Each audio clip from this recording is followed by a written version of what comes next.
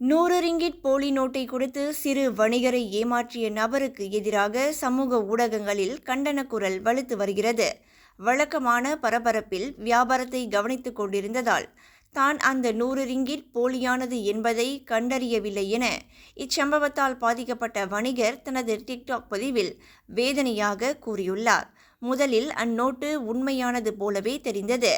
அதன் மீது தண்ணீர் பட்டவுடன் பணத்தின் நிறம் அதிலிருந்து வெளியேறுவதை அக்காணொளியில் காண முடிந்தது.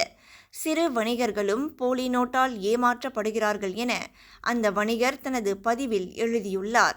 இந்த சம்பவம் குறித்து பொதுமக்கள் கண்டனம் தெரிவித்துள்ளனர்.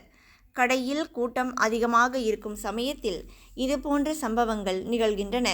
அடுத்த முறை கவனமாக இருக்கும்படி ஒரு பயனர் பதிவிட்டுள்ளார். QR மூலம் பணம் செலுத்துவதன் மூலம் இதுபோன்ற சம்பவங்களை தவிர்க்கலாம் என சிலர் தெரிவித்தனர்.